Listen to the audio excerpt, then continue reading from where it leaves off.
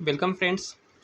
Welcome to Rajasthan study hustlers. आज के इस वीडियो में हम राजस्थान की कला और संस्कृति की किताब जो 10वीं क्लास में चलती है उसके लेसन नंबर 2 की बात करेंगे। इससे पहले हम लेसन 1 की बात कर चुके हैं और लेसन वन में हमने राजस्थान के जितने भी महाराजा थे उनके बारे में पढ़ा था और लेसन 2 में हम राजस्थान के जो प्रमुख संत और लोक देवता हैं उनके बारे में जानकारी प्राप्त करेंगे।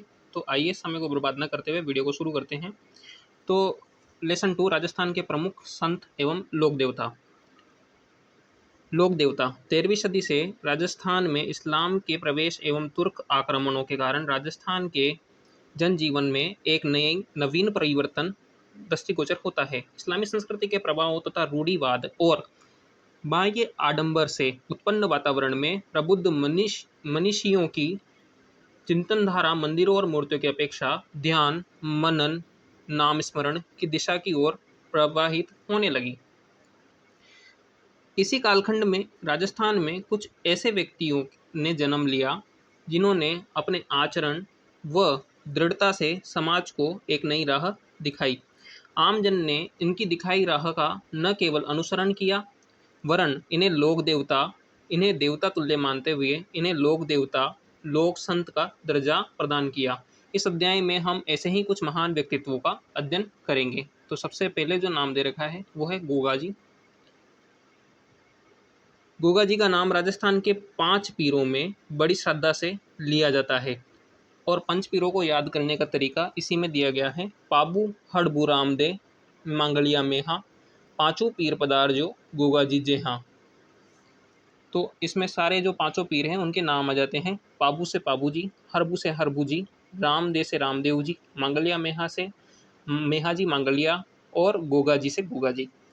गोगा जी के पिताजी का जो नाम है वो जेवर जी था और माता का नाम बाछल था। इन्हें गोरखनाथ व महमूद गजनवी के समकालीन माना जाता है। इनके गुरुजी का जो नाम था वो गोरखनाथ था और इन्होंने जिनसे युद्ध किया था उसका नाम महमूद खिलजी था। गोगा जी का अपने मौसेरे भाइयों अर्जन सर्जन के साथ संपत्ति विवाद चल रहा था। अर्जन सर्जन द्वारा मुसलमानों की फौज लाकर गोगा जी की गायों को घेर लेने के कारण इनका गोगा जी के साथ भीषण युद्ध हुआ। इसमें अर्जन सर्जन के साथ गोगा जी की वीरगति अर्जन सर्जन के साथ गोगा जी भी वीरगति को प्राप्त हुए। गोगा जी का जन्म स्थल ददरेवा सिरसमेड़ी तथा इनकी समाधि दुरमेड़ी कहलाता है। आप इनका याद रखें कि गोगा जी का जो जन्म स्थल है वो ददरेवा चूरू है जो शीर्ष मेडी कहलाता है और इनकी समाधि स्थल दुर्मेडी कहा जाता है। गोगा जी की स्मृति में गोगा मेडी हनुमानगढ़ में समस्त राजस्थान में भाद्रपद कृष्ण नवमी को गोगा नवमी के रूप में मनाया जाता है। इस दिन गोगा जी की अश्वारोही भाला लिए योद्धा के रूप में अथवा सर्प के प्रतीक के रूप में पूजा की जाती है। तो इनकी जो पूजा की जाती है वो सर्प के प्रतीक के रूप में की जाती है। इसका आप ध्यान रखेंगे। इनका पत्थर पर उत्कीर्ण सर्प मूर्ति युक्त पूजा स्थल प्राय गांवों में खेजड़ी वृक्ष के नीचे होता है। मान्यता है कि गोगा जी को जाहर पीर कहकर पूजने से सर्पदंश का विष प्रभावहीन हो जाता है। हिंदू नागराज तो मुस्लिम गोगा पीर के नाम से इनकी पूजा करते हैं। अगले जो लोक देवता आते हैं वो है तेजाजी। तो वीर तेजाजी का जन्म खडलाल नागौर नाम के ग्राम के ताहड़ जी और रामकुरी के यहाँ माघ माघ चतुर्दशी को माघ शुक्ल चतुर्दशी को 1073 ईस्वी में हुआ था। जब गोगा जी अपनी पत्नी पेमल को लेने के लिए ससुराल पन्नेर गए हुए थे तब उसी दिन मेर लोग लाछा गुजरी की गायें चुरा कर ले गए और गुजरी की प्रार्थना पर वे गायों को मुक्त कराने जा ही रहे थे कि रास्ते में इन्हें सुरसुरा नामक स्थान पर इन्हें एक सर्प मिला। तेजाजी ने सर्प को डसने से रोकते हुए वचन दिया कि वे गायों को मुक्त कराने के बाद वहां आएंगे। भीषण संघर्ष के बाद तेजाजी ने गायों को मुक्त कराने में सफलता प्राप्त की परंतु अत्यधिक घायल होने पर भी वे अपने वचन के अनुसार वापस सर्प के पास आए। पूरे शरीर पर घाव होने के कारण इन्होंने सर्प को डसने के लिए जिह्वा आगे कर दी। सर्पदंश के कारण सुरसुरा किशनगढ़ में भाद्रपद शुक्ल दशमी को इनकी मृत्यु हो गई। तेजा दशमी भाद्रपद शुक्ल दशमी के अवसर पर पंचमी से पूर्णिमा तक परबतसर नागौर में विशाल पशु मेला लगता है। आप इस चीज़ का ध्यान रखेंगे कि पंचमी से पूर्णिमा तक परबतसर नागौर में तेजाजी की याद में मेला लगता है और वो एक पशु मेला है। तेजाजी भी गोगा जी की तरह नागों के देवता के रूप में पूजनीय है। तेजाजी को तलवार धारण किए घोड़े पर सवार योद्धा के रूप में दर्शाया जाता है, जिनके जीवा को सांप डस रहा है। मान्यता है कि यदि सर्पदंशित व्यक्ति के दाएं पैर में तेजाजी की तांत या डोरी बांध दी जाए तो उसे विष नहीं चढ़ता। आप इस चीज़ का भी ध्यान रखेंगे। लोक देवताओं से संबंधित यह मान्यताएं व कथाएं अक्षरशः सत्य हो आवश्यक नहीं है। इनका मूल उद्देश्य इन कथाओं से जुड़ी शिक्षाओं यथा निर्बल की रक्षा, वचन पालन आदि को आम जन तक पहुंचाना रहा है। अगले जो लोक देवता हमारे सामने आते हैं वो है पाबू जी। पाबू जी का जन्म धांधल जी राठौड़ के यहाँ 1239 ईस्वी में कोलूमंड फलोदी में हुआ था। इतिहासकार मुनोत नैन्सी, महाकवि मोड़जी आसिया तथा लोगों में प्रचलित मान्यता के अनुसार पाबू जी का जन्म वर्तमान बाड़मेर से 8 कोस आगे खारी खाबड़ के जूना नामक ग्राम में अप्सरा के गर्भ से हुआ था। पाबू जी का विवाह अमरकोट के सूरजमल सोडा की पुत्री सोडी के साथ हुआ था। विवाह के मध्य ही उनके प्रतिद्वंदी बनोई जायल नागौर नरेश जिंदराव खिंची ने पूर्व के वेर के कारण देवल चारने की गायों को घेर लिया। देवल ने पाबूजी से गायों को छुड़ाने की प्रार्थना की। 3 फेरे लेने के पश्चात चौथे फेरे से पूर्व ही देवल चारनी की केसर कालमी घोड़ी पर सवार होकर गायों की रक्षार्थ पाबूजी रवाना हो गए। कड़े संघर्ष में 1576 ईस्वी में पाबूजी अनेक साथियों सहित वीरगति को प्राप्त हुए। वीरता, प्रतिज्ञा पालन, त्याग, शरणागत वत्सलता एवं गोरक्षा हेतु बलिदान होने के कारण जनमानस इन्हें लोक देवता के रूप में पूजता है। इनका मुख्य पूजा स्थल कोलू फलोदी में है, जहां प्रतिवर्ष इनकी स्मृति में मेला लगता है। इनका प्रतीक चिन्ह हाथ में भाला लिए अश्वारोही के रूप में प्रचलित है। पाबूजी की ऊँटों के देवता के रूप में पूजा की जाती है। मारवाड़ में सर्वप्रथम ऊँट लाने का जो श्रेय है वो पाबूजी को जाता है। ऊँटों के स्वस्थ होने पर बोपे बोपियों द्वारा पाबूजी की फड़ का गायन किया जाता है। ग्रामीण जनमानस इन्हें लक्ष्मण जी का अवतार मानते हैं। इसके बाद आगे बढ़ते हैं। देवनारायण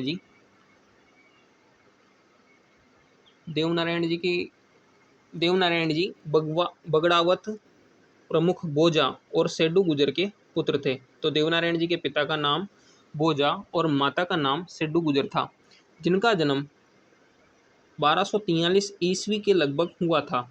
इनके पिता इनके जन्म के पूर्व ही बिनाई के शासक से संघर्ष में अपने 23 भाइयों सहित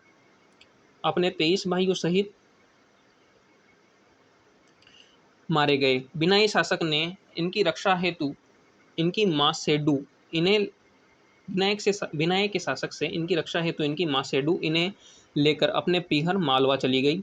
10 वर्ष की अल्पायु में वे पिता की मृत्यु का बदला लेने राजस्थान की ओर लौट रहे थे, जो मार्ग में धारा नगरी में जयसिंह देव परमार की पुत्री पीपल दे से उन्होंने विवाह किया। कुछ समय बाद वे बदला लेने हेतु बिनाई पहुंचे, जहां गायों को लेकर बिनाई ठाकुर से हुए संघर्ष में देवजी ने उसे मौत के घाट उतार दिया। इनका मुख्य पूजा स्थल आसिंद भीलवाड़ा में है, जहां भाद्रपद शुक्ल सप्तमी को मेला लगता है। इनके मुख्य अनुयायी गुज्जर हैं, जो देवजी की फड़ तथा देवजी और बगड़ावतों से संबंध महाकाव्य बगड़ावत के गायन द्वारा इनका यशोगान करते हैं। किंवदंती है कि हर रात 3 पहर गाए जाने पर यह 6 माह में पूर्ण होता है। तो आप याद करेंगे कि लोक देवताओं में सबसे लंबी जो फड़ है वो देवनारायण जी की है। इसके बाद में आगे बढ़ते हैं मल्लीनाथ जी। मल्लीनाथ जी का जन्म मारवाड़ के रावसलखा और जैनादे के ज्येष्ठ पुत्र के रूप में 1358 ईस्वी में हुआ। पिता की मृत्यु के पश्चात वे चाचा कानड़दे के यहाँ महेवा में शासन प्रबंध देखने लगे। चाचा कानड़दे की मृत्यु के बाद 1374 ईस्वी में वे महेवा के स्वामी बन गए। राज्य विस्तार के क्रम में 1378 ईस्वी में फिरोज शाह तुगलक के मालवा के सूबेदार निजामुद्दीन की सेना को इन्होंने मार भगाया। अपनी रानी रूपादे की प्रेरणा से वे 1389 ईस्वी में उगम सिंह भाटी के शिष्य बन गए और योग साधना की दीक्षा प्राप्त की। किंवदंतियों के अनुसार वे भविष्य दृष्टा एवं देवताओं की तरह चमत्कार प्राप्त सिद्ध पुरुष बन गए थे। मल्लीनाथ जी ने मारवाड़ के सारे संतों को एकत्रित करके 1399 ईस्वी में एक वृहद हरि कीर्तन आयोजित किया था। इसी वर्ष चैत्र शुक्ल द्वितीया को इनका स्वर्गवास हो गया। लूणी नदी के तटवर्ती तिलवाड़ा बाड़मेर गांव में इनका मंदिर है, जहां प्रतिवर्ष चैत्र कृष्ण एकादशी से चैत्र शुक्ल एकादशी तक विराट पशु मेला लगता है। जोधपुर के पश्चिमी परगने का नामकरण इन्हीं के नाम पर मालानी किया गया था। इनकी आज भी मालानी बाड़मेर में अत्यधिक मान्यता है। इसके बाद में आगे बढ़ते हैं रामदेव जी। रामदेव जी तंवर वंशीय आलम जी और मेणादे के पुत्र रामदेव जी का जन्म बाड़मेर जिले की शिव तहसील के उड़ू काश्मीर गांव में हुआ था। इन्हें मल्लीनाथ जी के समकालीन माना जाता है। बालपन में ही इन्होंने पोकरण क्षेत्र मल्लीनाथ जी से प्राप्त करने के पश्चात वहां भैरव नामक क्रूर व्यक्ति का अंत करके अराजकता एवं आतंक खत्म किया। इनका विवाह अमरकोट के दलजी सोडा की पुत्री नेतल दे से हुआ था। अपनी भतीजी को पोकरण देज में दे देने के बाद इन्होंने रामदेवरा रुनेचा गांव बसाया और वहीं 1458 ईस्वी में भाद्रपद शुक्ल एकादशी को जीवित समाधि ले ली थी। यहाँ भाद्रपद शुक्ल द्वितीया को विराट मेला लगता है। सांप्रदायिक सद्भाव इस मेले की मुख्य विशेषता है। इसके बाद में आगे बढ़ते हैं। हिंदू जहां रामदेव जी को श्री कृष्ण के अवतार में इनकी आराधना करते हैं, वहीं मुसलमान रामसा पीर के नाम से रामदेव जी की पूजा करते हैं।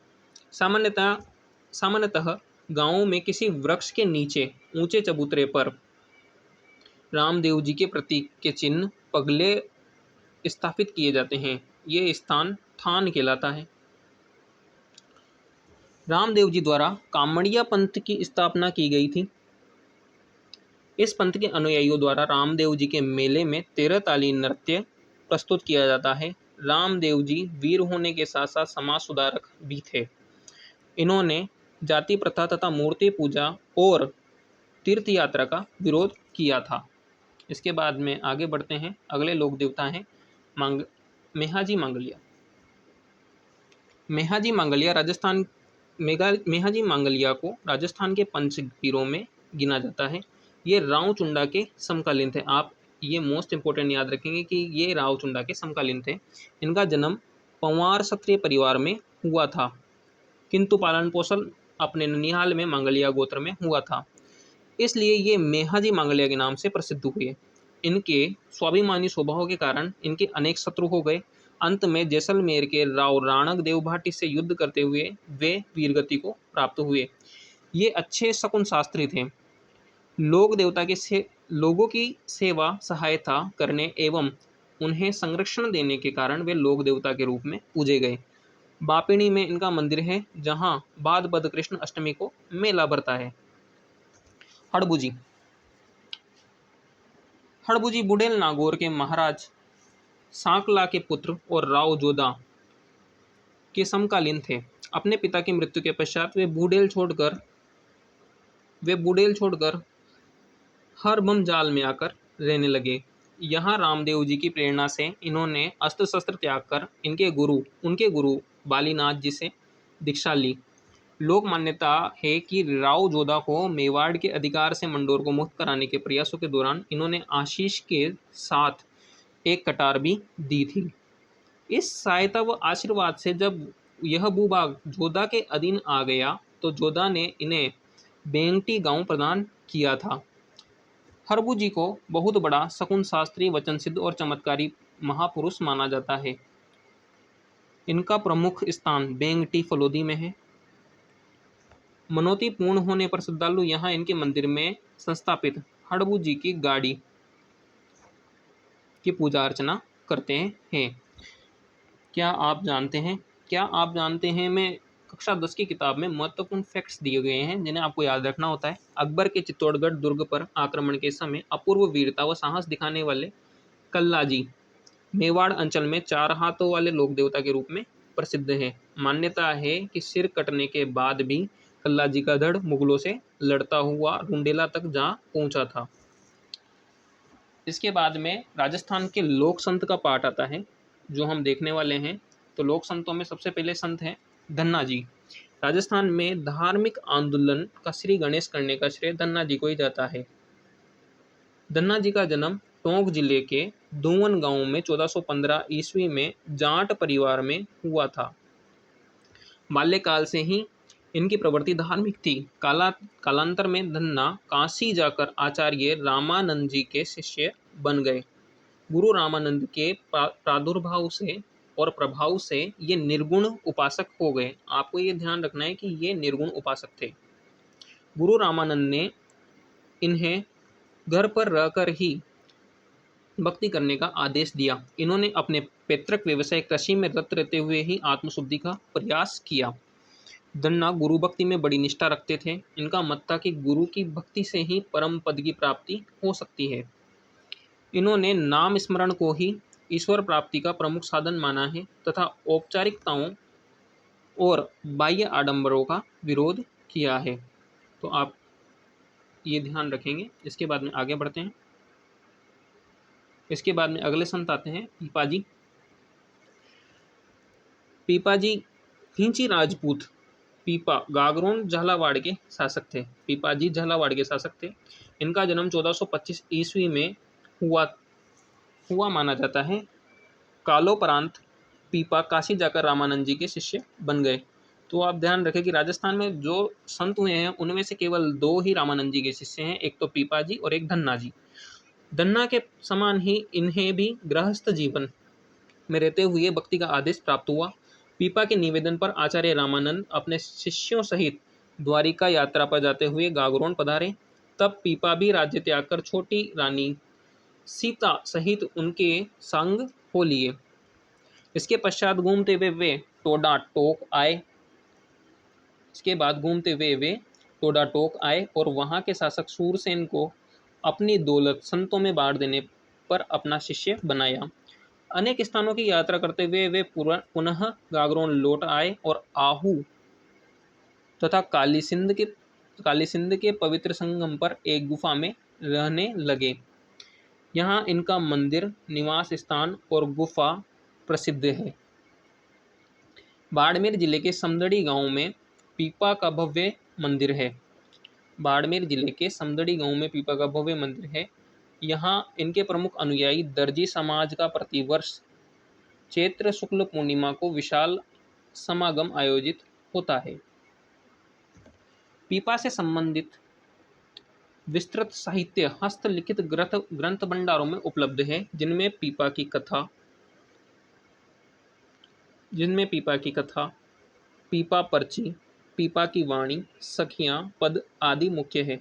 17वीं शताब्दी के एक हस्तलिखित ग्रंथ में पीपा द्वारा रचित एक चितावनी नामक ग्रंथ भी प्राप्त हुआ है। ईश्वर प्राप्ति में गुरु के निर्देशन को पीपा ने आवश्यक बताया है। भक्ति नाम स्मरण को ये मोक्ष प्राप्ति का प्रमुख साधन मानते हैं। पीपा मूर्ति पूजा का विरोध करते हुए ईश्वर उपासना करने पर जोर देते हैं। पीपा ऊंच नीच में विश्वास नहीं करते थे। वे प्राणी मात्र की समानता का समर्थन करते हुए कहते हैं कि ईश्वर की दृष्टि में सभी प्राणी समान है। इसके बाद हम आगे बढ़ते हैं।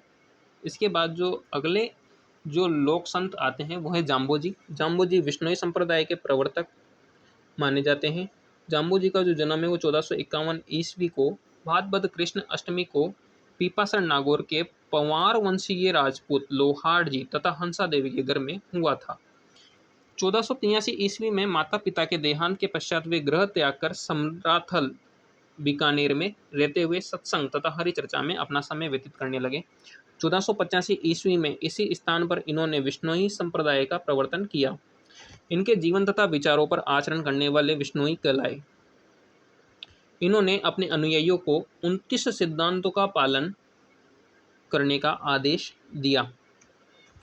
जीव कल्याण तथा वृक्षों की रक्षार्थ प्राणोत्सर्ग करना इस संप्रदाय का इतिहास रहा है। पर्यावरण के प्रति लगाव के कारण जाम्बोजी को पर्यावरण वैज्ञानिक भी कहा जाता है। जाम्बोजी द्वारा रचित प्रमुख ग्रंथ जंब संहिता, जंब सागर शब्दावली, विष्णोई धर्म प्रकाश तथा जंब सागर है। 1536 ईस्वी में लालासर गांव में इन्होंने अपना नश्वर शरीर त्याग दिया।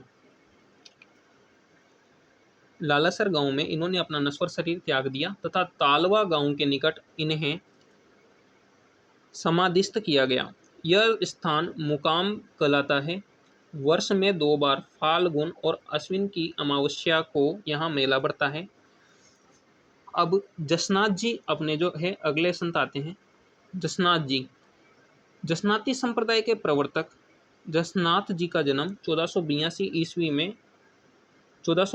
ईस्वी में कत्रियासर बीकानेर में हुआ था। इन्हें हमीर जानी जाट और रूपादे का पोष्य पुत्र माना जाता है। लोक विश्वास के अनुसार इन्होंने गोरख मालिया बीकानेर में 12 वर्ष तक कठोर तपस्या करते हुए सभी को जीवों पर दया करने का संदेश दिया था। जसनाथ जी ने लोह पांगल नामक तांत्रिक का गमंड चकनाचूर किया। राव लूणकरण को बीकानेर का राजपद पाने का वरदान भी दिया। इनके चमत्कारों से प्रभावित होकर दिल्ली सुल्तान सिकंदर लोदी तक ने इन्हें कत्रियासर के पास भूमि दी थी। 1500 ईस्वी में जसनाथ जी तथा जाम्बोजी का परस्पर मिलन हुआ। तो आप ये ध्यान रखें, ये मोस्ट इंपॉर्टेंट है कि जाम्बोजी जसनाथ जी जाम्बोजी से कब मिले थे, तो 1500 ईस्वी में मिले थे। जसनाथ जी ने आश्विन शुक्ल सप्तमी को 1506 ईस्वी में मात्र 24 वर्ष की अल्पायु में कत्रियासर में जीवित समाधि ली थी। इनके उपदेश सिम्बुदड़ा तथा कोंडा नामक ग्रंथ में संग्रहित है। इसके बाद हम आगे बढ़ते हैं। कत्रियासर ही जसनाथ जी की तपोभूमि व कर्म स्थली थी। यहाँ वर्ष में 3 बार आश्विन शुक्ल सप्तमी, माघ शुक्ल सप्तमी और चैत्र शुक्ल सप्तमी को मेले लगते हैं। अगले जो लोक संत आते हैं उनका नाम है दास जी। लालदासी संप्रदाय के प्रवर्तक लालदास जी का जन्म मेवात प्रदेश अलवर के धौलीधूप गांव में श्रावण कृष्ण पंचमी 1504 ईस्वी में हुआ था। इनके पिता का नाम चांदमल और माता का नाम समदा था। लालदास ने तिंजारा के फकीर गदन चिश्ती से दीक्षित लालदास जी ने तिंजारा के फकीर गदन चिश्ती से दीक्षित होकर उन्हीं की प्रेरणा स्वरूप धौलीधूप को छोड़कर बांधोली ग्राम में सिंगशिला पहाड़ पर कुटिया बना ली। मेवात क्षेत्र में फैली धार्मिक व सामाजिक कुरीतियों को दूर करने हेतु लालदास जी ने नैतिक शुद्धता पर बल दिया। संत लालदास जी ने हिंदू और मुस्लिम दोनों धर्मों की अच्छाइयों को अपनाने के संदेश दिए।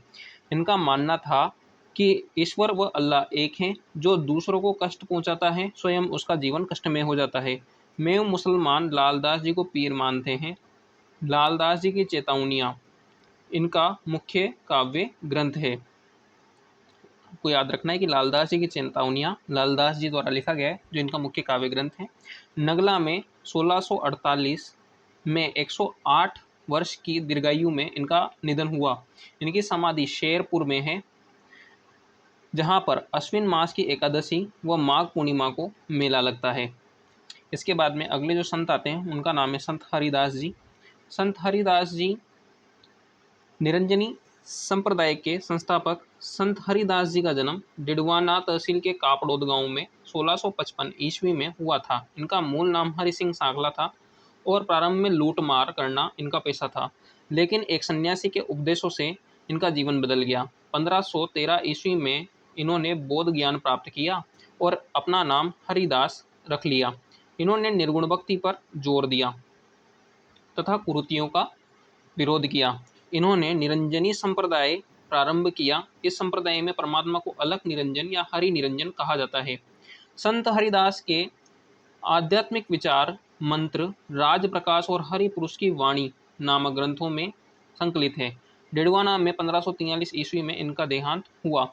आपको यह ध्यान रखना है कि संत हरिदास जी को राजस्थान का वाल्मीकि भी कहा जाता है। इसके बाद में आगे बढ़ते हैं। दादू दयाल जी। दादू दयाल जी राजस्थान के कबीर दादू दयाल जी का जन्म अहमदाबाद गुजरात में फाल्गुन शुक्ल अष्टमी 1544 ईस्वी को माना जाता है।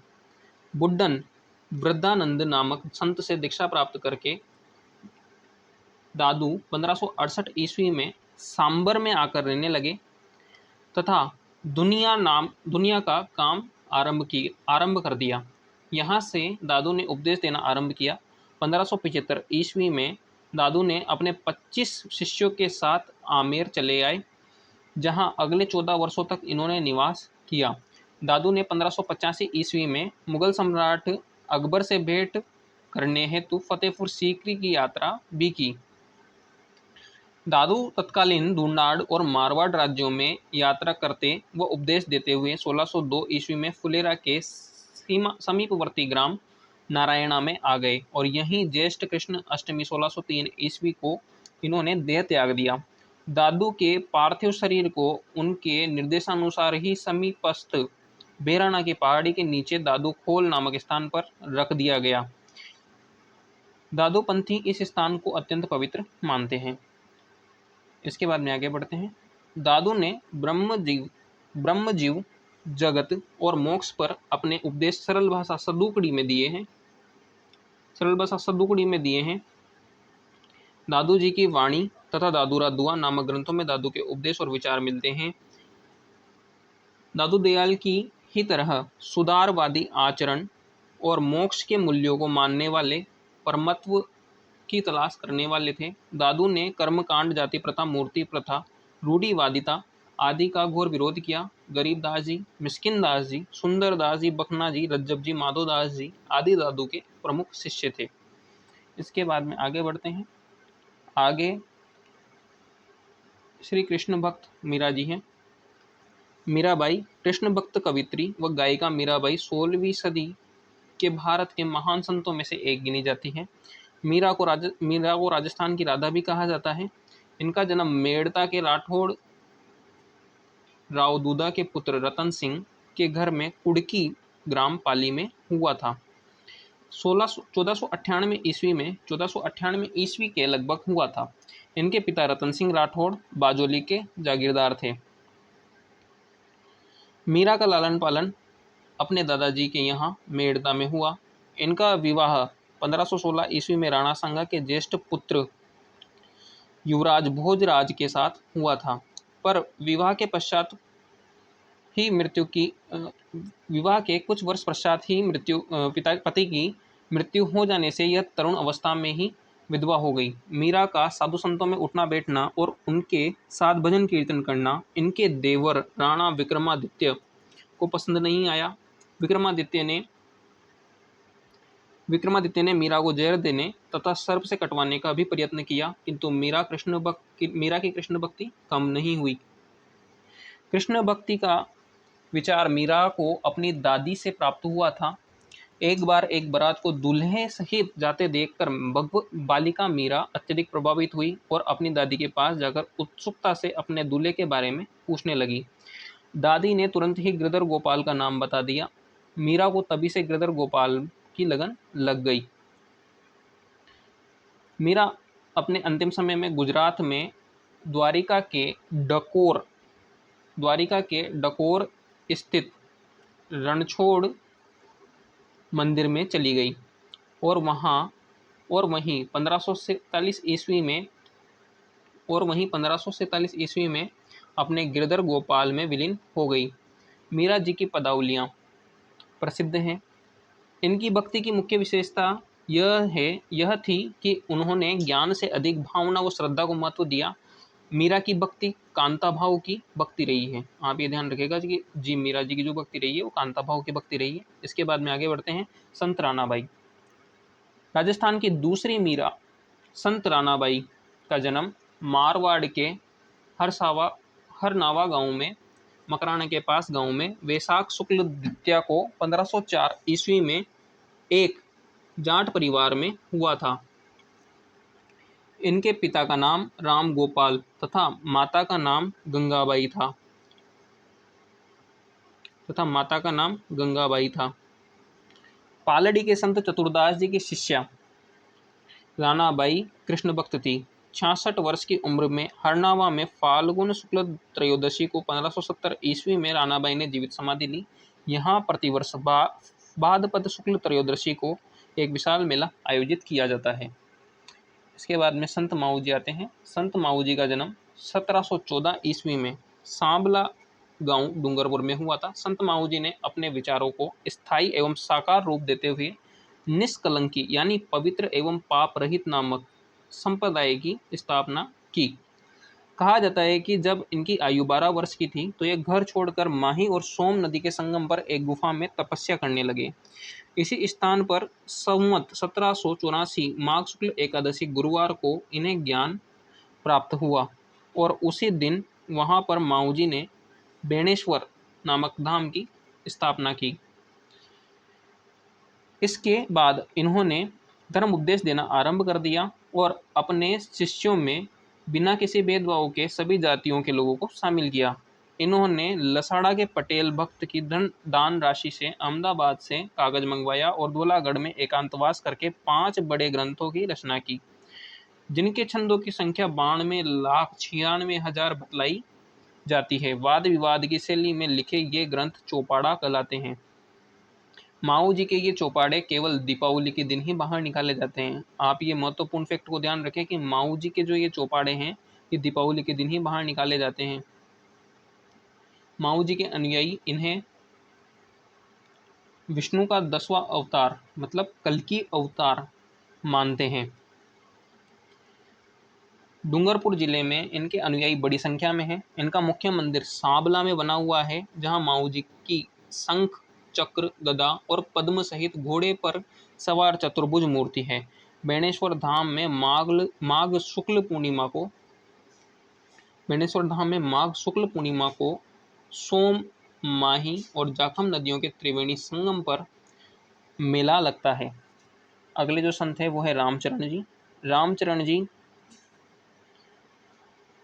जयपुर राज्य के अंतर्गत सोड़ा गांव में माघ शुक्ल चतुर्दशी 1719 ईस्वी में वैश्य कुल में बकत राम और देवजी के यहाँ रामचरण का मूल नाम जो था, रामचरण जी का जो मूल नाम था वो रामकिशन था, के यहाँ हुआ। मेवाड़ के दानतड़ा गांव में महाराज कृपा राम जी से 1751 ईस्वी में दीक्षा प्राप्त करके रामकिशन जी रामचरण बन गए। 1758 ईस्वी में गलताजी के मेले के समय साधुओं के धर्म के प्रतिकूल व्यवहार को देखकर इनका मन संसार से उचट गया तथा रामचरण जी वैरागी हो गए। इसके बाद भिलवाड़ा में साधना करते हुए इन्होंने निर्गुण भक्ति और सभी के प्रति प्रेम का उपदेश दिया। मूर्ति पूजकों द्वारा परेशान करने पर रामचरण जी कुहाड़ा गांव चले गए। शाहपुरा से निमंत्रण प्राप्त होने पर वह शाहपुरा चले गए। शाहपुरा नरेश रण सिंह ने इनके रहने के लिए एक छतरी का निर्माण करवाया। एक मठ भी स्थापित किया। राम नाम स्मरण करते हुए 1798 ईस्वी में शाहपुरा में ही इनका निधन हुआ। इनके आध्यात्मिक उपदेश अनुभव वाणी नामक ग्रंथ में संकलित है। रामचरण जी द्वारा प्रवर्तित पंथ राम स्नेही संप्रदाय के नाम से प्रसिद्ध है। इस संप्रदाय की 4 प्रधान शाखाएं हैं। इन शाखाओं में रामचरण जी को शाहपुरा शाखा का संस्थापक बताया गया है। अन्य 3 शाखाएं रेण, सिंहतल और खेड़ापा शाखा के संस्थापक क्रमशः दरियाऊ जी, हरिराम दास जी तथा रामदास जी माने गए हैं। राम स्नेही संप्रदाय का फूल डोल उत्सव इस संप्रदाय की अपनी विशिष्टता है। इसी के साथ में अपना दूसरा चैप्टर भी यहाँ समाप्त होता है। आने वाले वीडियोज़ में इसके आगे के पाठों का अध्ययन करेंगे। तब तक के लिए जय हिंद।